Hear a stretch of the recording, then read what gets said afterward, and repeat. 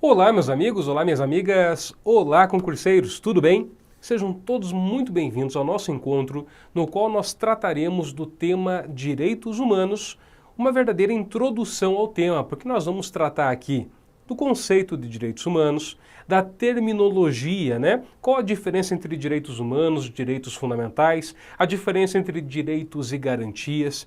Nós também estudaremos as gerações dos direitos humanos, as características dos direitos humanos. Então a aula, não é, muito importante porque é uma verdadeira introdução ao tema, né? Quando você estuda todos os outros, se você já conhece isso, com certeza você tem mais facilidade. Vamos lá? Eu vou começar pela conceitualização do tema, né? E aí eu optei por trazer 3 conceitos para vocês, mas claro, um deles me parece o mais importante. Primeiro, eu trouxe um conceito chamado de conceito tautológico, né? O que é um conceito tautológico? É um conceito redundante, ele não diz muito. Vocês vão perceber que é um conceito que ele vai trazer algo óbvio, que eu e você com certeza conhecemos, mas ele não vai ajudar a delimitar esse ramo do direito. O conceito tautológico diria, por exemplo, o seguinte: direitos humanos são aqueles que correspondem ao homem pelo fato de ser homem, né? Nada de novo. Claro, já é um importante conceito, porque eu já passo a entender aqui que os direitos humanos são direitos inatos, né? Nós não precisamos conquistar o direito, nós já nascemos com eles. Então, eles correspondem ao homem pelo fato de ser homem. Então, você não adquire, você já nasce com isso. Mas, de qualquer forma, é um conceito muito, né, muito raso. Nós temos também a possibilidade de tentar trazer aqui o chamado conceito formal de direitos humanos. Um conceito formal, ele vai buscar indicar qual que é o regime jurídico dos direitos humanos, porque tem uma diferença. Por exemplo, se você tem o direito à propriedade, você sabe que você pode vender uma propriedade, você pode alienar, você pode abrir mão. Os direitos humanos não.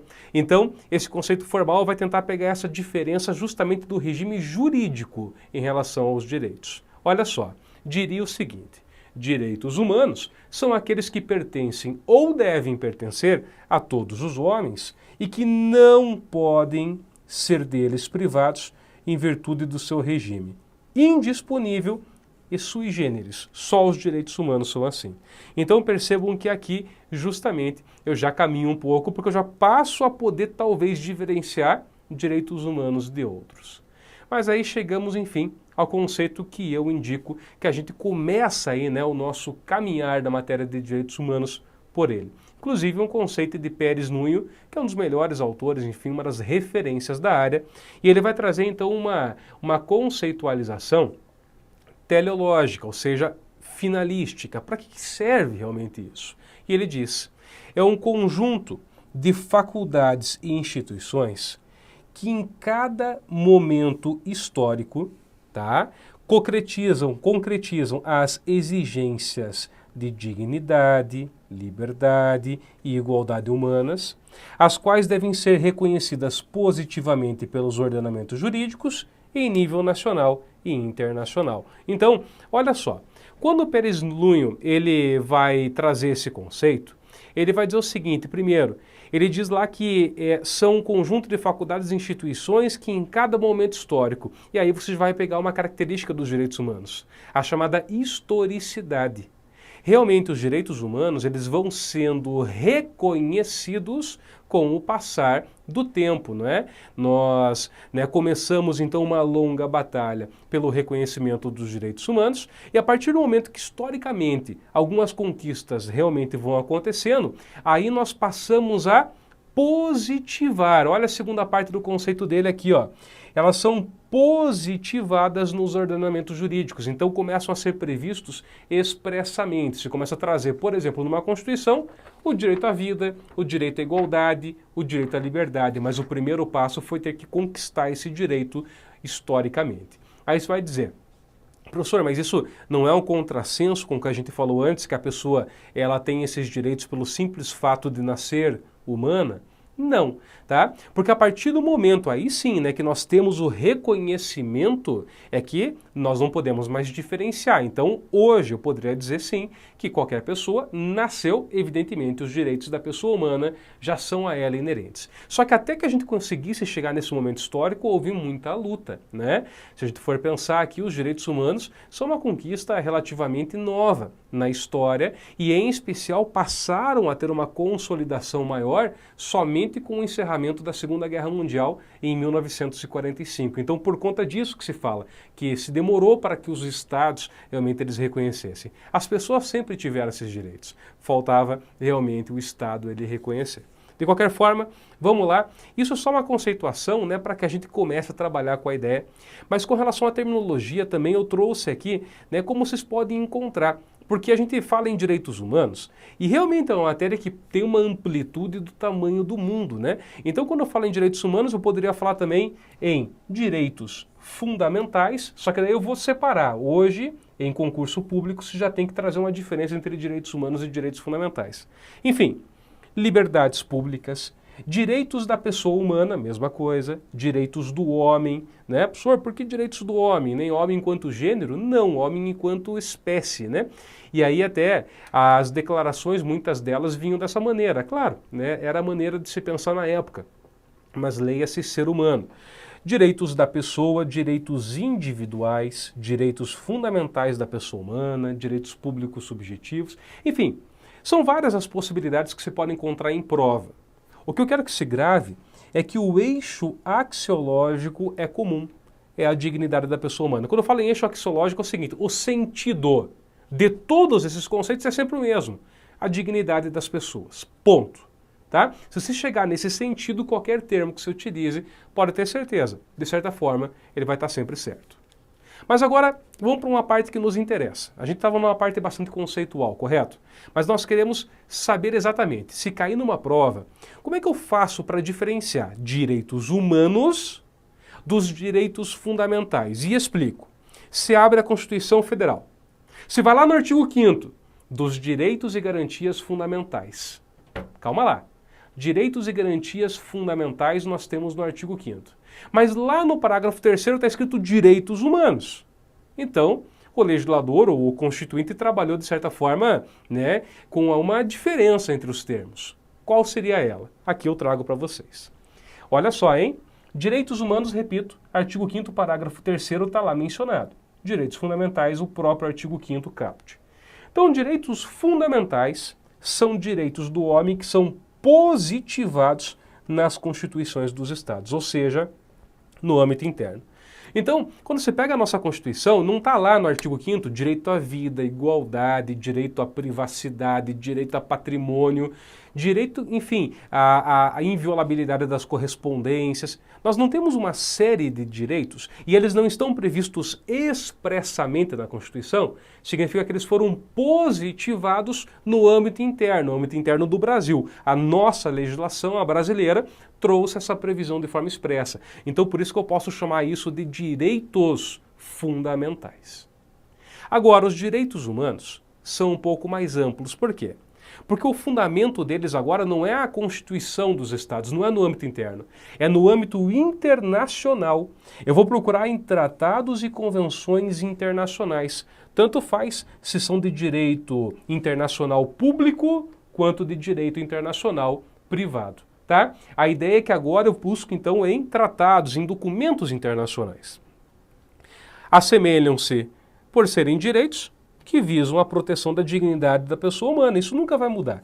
Então, a diferença é essa. Eu não preciso que eles estejam reconhecidos no âmbito estatal. Né? Ah, mas a Constituição não prevê. Não, mas calma lá. Se eu chamo de direitos humanos, ela não precisa, porque às vezes tem um tratado internacional que prevê. Exemplo, você pega o duplo grau de jurisdição. Já ouviu falar do princípio do duplo grau de jurisdição? A gente estuda muito em matéria de direito processual. Maravilha.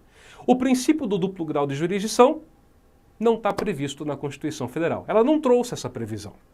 Quando teve o julgamento do Mensalão, ação penal 470 de Minas Gerais, uma das grandes discussões foi essa, porque o Supremo Tribunal Federal julgou o Mensalão de forma originária por conta de alguns acusados que tinham foro por prerrogativa de função, e aí todo mundo foi julgado pelo Tribunal de Superior Hierarquia. Então, STF para todo mundo. Lembra lá? Saiu a condenação. Eles queriam recorrer. Para quem? Não tinha. Aí eles apresentaram embargos infringentes na época e havia uma discussão se cabia ou não cabia. E uma das grandes discussões é: algo tem que caber, por conta do princípio do duplo grau de jurisdição. Mas calma lá, ele não está na Constituição. Então, se ele não está na Constituição, eu já posso afirmar: não é um direito fundamental. Porém, eu encontro ele no Pacto de São José da Costa Rica. Eu encontro ele, então, na Convenção Americana dos Direitos Humanos, que é o Pacto de São José da Costa Rica. Então, se eu encontro ele no âmbito internacional, mas não no âmbito nacional, é um direito fundamental? Não. Mas eu posso chamar de direitos humanos. Fechado? Pegou a diferença agora? Então, é essa a ideia. Professor, e dá para ter os dois ao mesmo tempo? Claro! Direito à vida. O direito à vida está na Constituição e está em qualquer pacto que você procure sobre a matéria. Então você tem ao mesmo tempo um direito humano e um direito fundamental. Aí não tem problema nenhum. Beleza, vamos lá. Outra distinção terminológica. Já que a gente está falando em direitos fundamentais, a Constituição ela fala em direitos e garantias, né? Qual que é a diferença entre um direito e uma garantia? Olha comigo aqui e não tem erro. Os direitos são meramente declaratórios. Declaram algo, né? Por exemplo, todos têm direito à vida, todos têm direito à livre locomoção, todos têm direito à informação. Então, né, é um direito reconhecido, é a proteção que se dá a um bem, um interesse que nós temos, enfim, tá? Você reconhece, todos têm esse direito. Mas aí vem o ponto. E se ele for desrespeitado? Aí entram as garantias. O direito é declaratório. A garantia é como se fosse um instrumento. Exemplo. Alguém vem cercear a minha liberdade de locomoção. Alguém me prende ilegalmente. Qual que é a garantia que eu tenho? Habeas corpus. É um remédio constitucional, previsto lá na Constituição também. Se alguém me nega um documento numa repartição pública que eu tenho o direito de ter, habeas data. Tá? O direito de informação eu posso buscá-lo por meio de um instrumento chamado habeas data. Logo, a garantia então, né, seria justamente o direito do cidadão de exigir dos poderes públicos a proteção dos direitos reconhecidos. Então, são instrumentais, isso é importante. E aí, vários exemplos, habeas corpus, habeas data, mandado de segurança, todos previstos também lá no artigo 5º. Todos previstos. Né? Nós temos garantias gerais, que são princípios, e garantias específicas, que são remédios constitucionais. Tá? Então aí são vários, né? Habeas corpus, mandado de segurança, mandado de injunção, habeas data, ação popular, tá? São vários. Pegou a diferença? Direito é uma declaração, a garantia é um instrumento caso essa declaração seja violada para que você possa efetivá-la. Ah, e aí vem uma questão que muitos concursos gostam de cobrar. Esses direitos, essas garantias são absolutos? O Supremo diz que não. O Supremo Tribunal Federal diz que não há direito ou garantia fundamental que seja absoluto. Todos eles, a depender da hipótese do caso concreto, podem realmente exigir aí uma ponderação, uma valoração no caso concreto, de acordo com os princípios gerais de direito, para que você possa, de fato e com segurança, dizer qual que naquele caso deve prevalecer. Tá? Vou dar um exemplo. Todos temos direito ao sigilo de correspondências. Por outro lado, existe o direito também à segurança. E aí explico. E os estabelecimentos prisionais? Quando o preso recebe ou encaminha cartas, ele tem direito ao sigilo de correspondência. Mas concorda comigo que seria extremamente perigoso entregar uma carta para um preso, por exemplo, sem ver o que tem dentro dela? Vai que encaminham lá, tem uma gilete dentro da gilete, uma lâmina de barbear, né, bem fina, enfim, que corta. Né, ele pode usar como uma arma, alguma coisa, ou tem droga ali dentro, ou ele manda um recado criminoso, ele para fora. Enfim, você tem dois direitos aí fundamentais. O Supremo já disse, olha, é no caso concreto que avalia, porque não existe direito absoluto. Nesse caso, o Supremo entendeu que prevalece a segurança pública. Dá para ler a carta. Ficou claro isso? Então tem que verificar caso a caso. Outra questão também terminológica. A gente vai falar em direitos humanos, essa é a matéria, correto? Já ouviu falar em direito humanitário? Não parece a mesma coisa? Direitos humanos, direito humanitário. pois são ramos distintos. Absolutamente distintos. O direito humanitário é o direito da guerra. Direito humanitário é o direito da guerra, tá? O direito da guerra, ele começou a ser elaborado na Batalha de Solferino, quando então, por conta dos horrores da guerra e por conta, né, da população civil que sofria, os soldados feridos, então criou-se o chamado direito de Genebra, tá? Por conta das convenções de Genebra. Inclusive houve a criação da Cruz Vermelha e tal, que fosse um organismo internacional que pudesse livremente ingressar em territórios mesmo quando houvesse conflitos. Então isso é o direito humanitário. E aí ele se subdivide nesse direito de Genebra, que tem mais relação com feridos, com população civil, e o direito de Haia. O direito de Haia é da guerra mesmo no sentido de regra de guerra. Ó, que tipo de armamento pode usar, né? Que dá para fazer, né? Enfim, com relação à munição. Existe um direito para isso. Existem munições que são proibidas em caso de guerra. Só para dar um exemplo, né?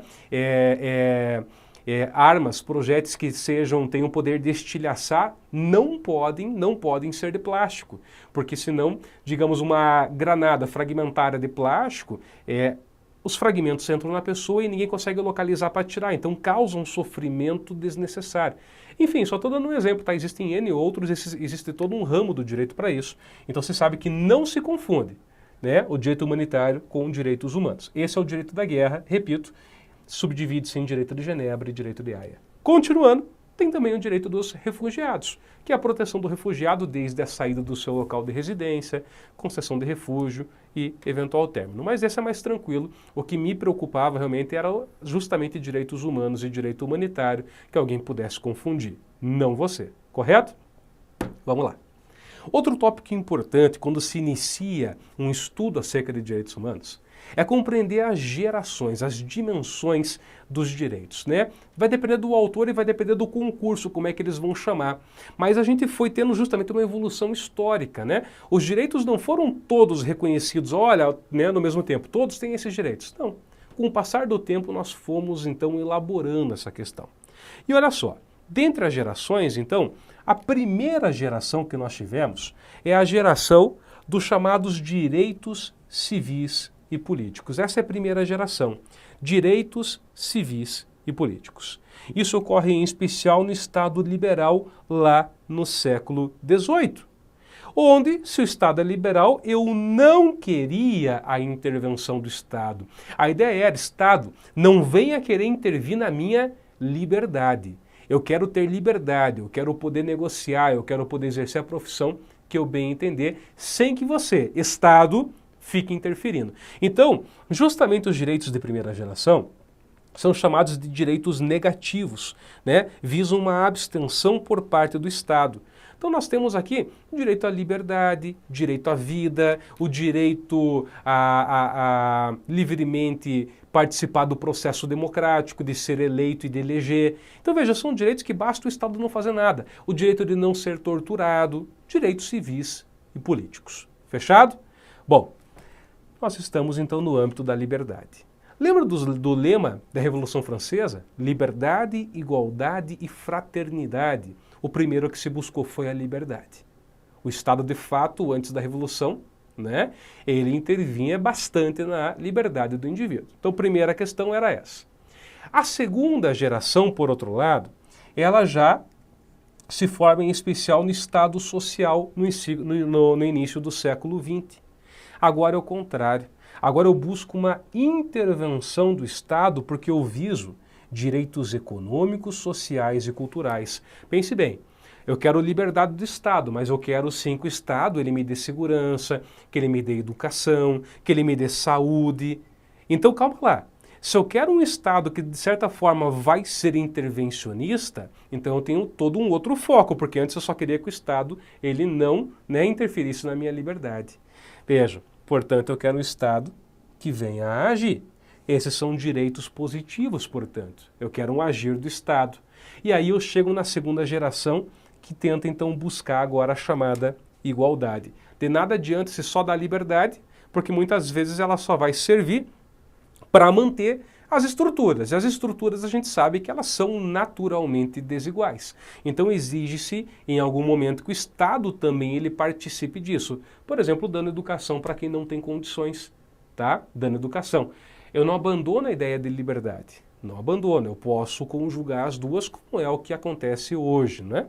Ainda, a terceira geração, agora ela surge em especial quando do surgimento do próprio Estado Democrático de Direito, ali do final do século XX e o início do século XXI, tá? Agora, eu já começo a trabalhar com direitos difusos e direitos coletivos, tá? Direitos difusos e direitos coletivos, como, por exemplo, é o caso do direito ambiental. Veja, a quem interessa um meio ambiente sadio? Ah, para mim é bom, para você também, mas é meu o meio ambiente ou é teu? Não, né? É um direito difuso, né? De todos ao mesmo tempo, enfim.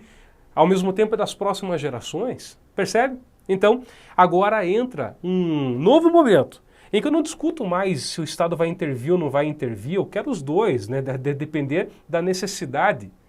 Agora eu entro no momento da fraternidade e solidariedade.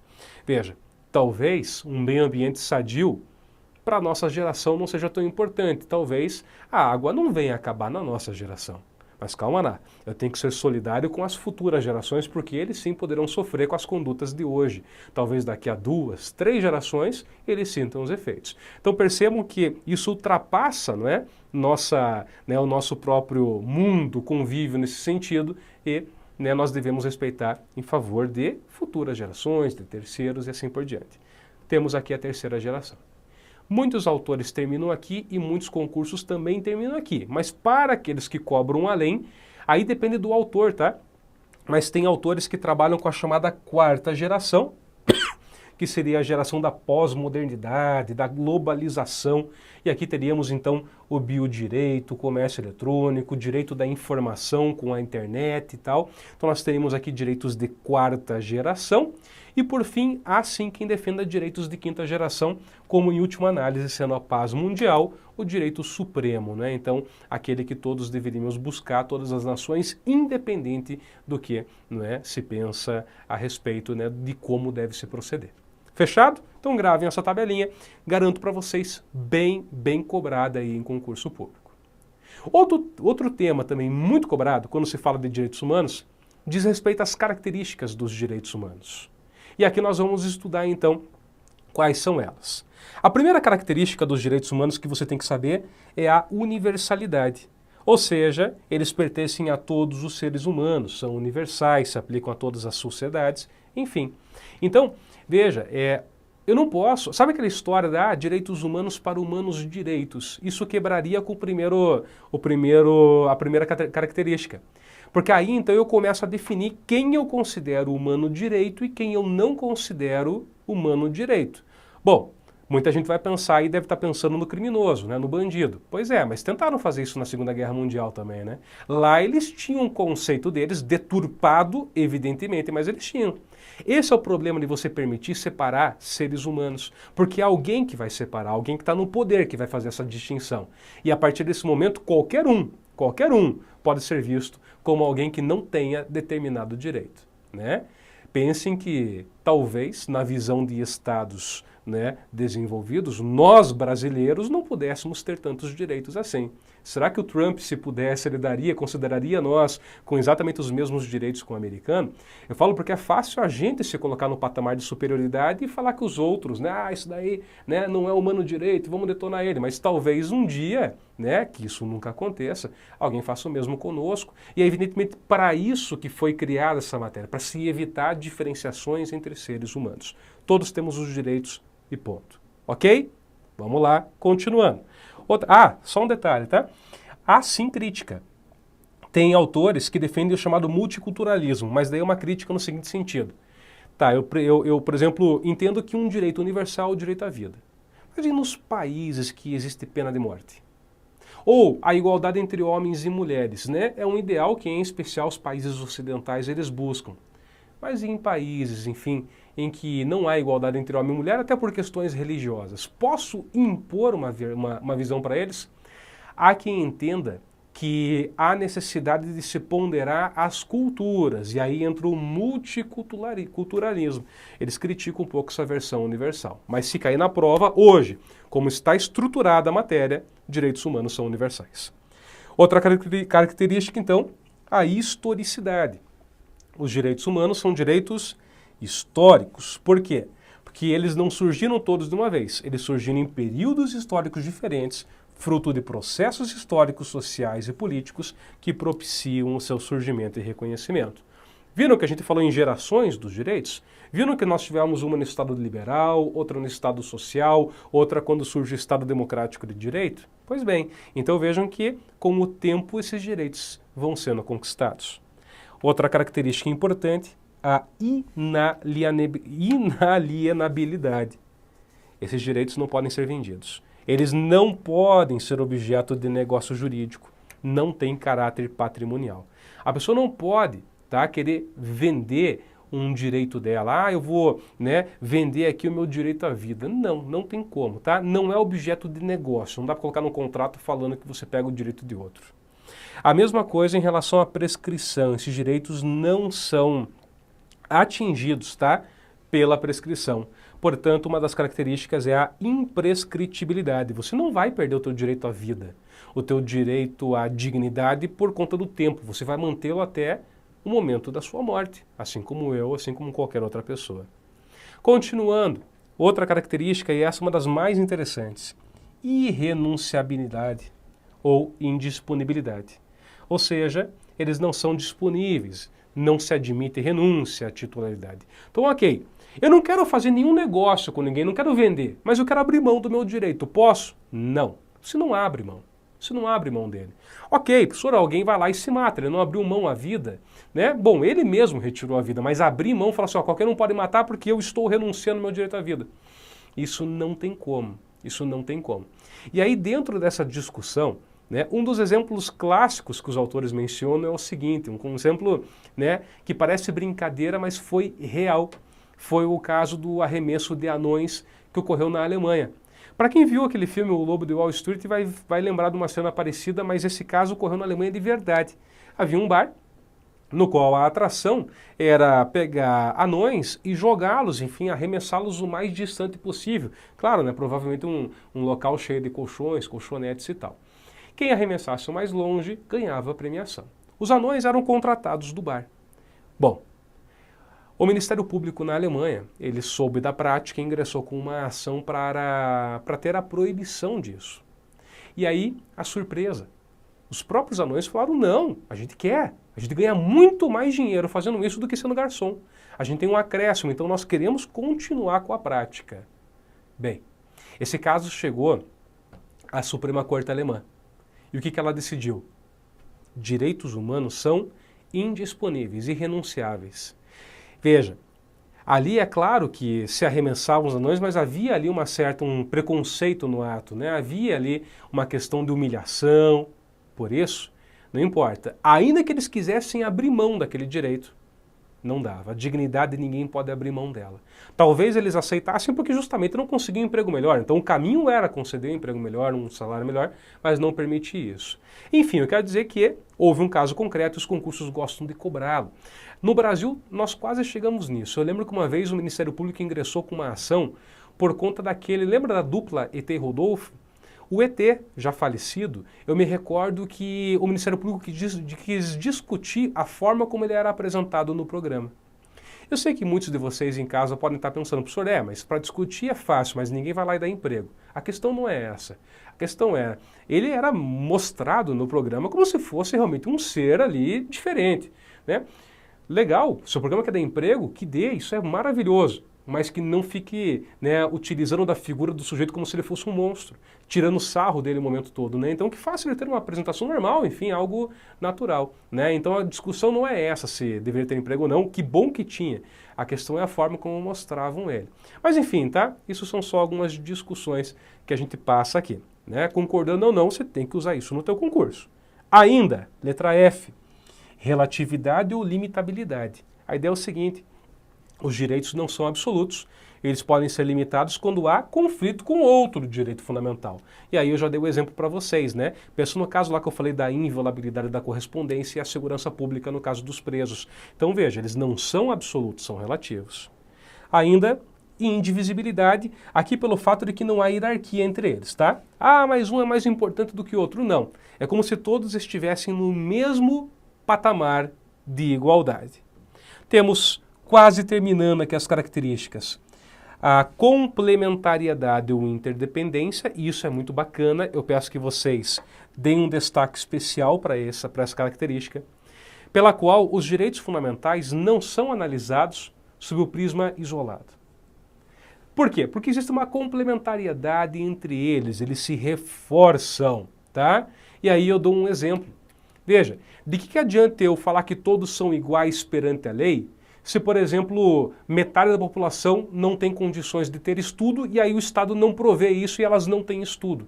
Aí eu vou dizer, ah, mas todos vocês são iguais perante a lei. Calma lá, né? Camarada estuda, faz graduação, pós-graduação, né? Faz mestrado, doutorado, vai buscar uma vaga de emprego com analfabeto. Vai ter condições de os dois disputarem? Não. Então essa liberdade é uma liberdade torta, né? Agora, se o Estado consegue realmente trazer ali educação, saúde para toda a população, aí eu posso dizer que essas pessoas estão em patamar de igualdade para disputar em liberdade, por exemplo, um cargo. Então veja que um vai complementando o outro. Por outro lado, também não adianta falar em simplesmente conceder tudo se a liberdade ela não é assegurada. Para que sejamos livres, né, nós devemos justamente, né, ter aí assegurados uma série de direitos. Enfim, senão ficamos escravos, né, do próprio Estado. Se eu não tenho saúde, eu viro escravo, né, para poder conseguir sobreviver, muitas vezes, de quem tiver no poder. Por isso, então eu preciso, sim, da complementariedade de todos eles. Né? Com todos em conjunto, evidentemente, nós teremos aí, né, assegurado muito mais os direitos humanos. Tem um autor, prêmio Nobel de Economia, um indiano chamado Amartya Sen, não sei se você já ouviu falar, ou Amartya Sen, não sei o nome, mas o fato é que ele ganhou o prêmio Nobel com uma tese na qual ele desenvolve, foi o sujeito que desenvolveu o índice do IDH, que antigamente se analisava o desenvolvimento dos países com base no PIB, né? O que é uma piada, porque senão o Brasil seria um dos países mais desenvolvidos do mundo, se você fosse olhar só o PIB. E aí então ele desenvolveu o IDH, Índice de Desenvolvimento Humano, como real critério de aferição do grau de desenvolvimento de um país. E ele sempre diz que você afere o desenvolvimento do país pela liberdade dos indivíduos. E ele fala, o que é ter liberdade? Ele fala, quanto mais você tem os teus direitos assegurados, mais liberdade você tem. Quanto mais educação você tem, mais saúde você tem, mais condições de viver em liberdade você também terá. Então ele vai agregando vários conceitos, demonstra aí realmente essa característica. E a última delas, abstração. Abstração, justamente porque os direitos são do homem, tá? Não de um determinado povo, tá? Não tem um povo aqui escolhido para os direitos humanos. Todos são direitos abstratos, tá? Acaba sendo e voltando para a primeira característica que a gente estudou, que era a característica justamente da universalidade. Bom, com isso você tem um panorama aí geral bastante importante para estudar direitos humanos. Sabe o conceito, sabe as gerações, sabe as características. Para finalizar o nosso encontro, eu só trouxe aqui alguns dispositivos constitucionais que mostram aí a importância dos direitos humanos, só para realmente elucidar o caso. Por exemplo, o artigo 1º coloca como fundamento da República a dignidade da pessoa humana. Poderia falar que aqui é um direito fundamental, mas a dignidade também possui amparo internacional. Logo, é um direito humano e um direito fundamental ao mesmo tempo. Lá no artigo 3º, quando fala-se nos objetivos fundamentais da República, fala-se em constituir uma sociedade livre, justa, solidária. Lembra das gerações? Liberdade, igualdade, fraternidade. Olha as gerações aqui, ó. Liberdade, justa no sentido de igualitária e solidária, fraterna. Ainda, olha o inciso 4, promover o bem de todos sem preconceitos de origem, raça, cor, enfim. Ou seja, também aqui um caráter que está sempre presente nas declarações de direitos humanos. O artigo 4º, por sinal, ele diz que o Brasil vai se reger nas suas relações internacionais pelos seguintes princípios. E que eu vou destacar um, que está no inciso 2º. a prevalência justamente dos direitos humanos. A prevalência dos direitos humanos. Correto? Com isso, chegamos ao fim do encontro, espero que tenham gostado. Sempre digo, eu sei que a matéria é sensível e sei que muitos, quando estudam esse tema, já vêm com toda uma bagagem de fora, essa visão que nós temos dos direitos humanos como se fossem inimigos, né? De certa forma, da sociedade de bem e tal. A ideia é tentar quebrar um pouquinho com essa visão. Vocês vão perceber que uma coisa não tem nada a ver com a outra, estudando com cautela a matéria, tá bom? É isso. Quero agradecer a todos vocês, espero que tenha ficado bem claro esse nosso conteúdo. Não deixem de revisá-lo, o material está disponível para vocês. Se gostaram, ajudem o professor, manda um joinha aí. Muito obrigado, fiquem com Deus e até o próximo encontro.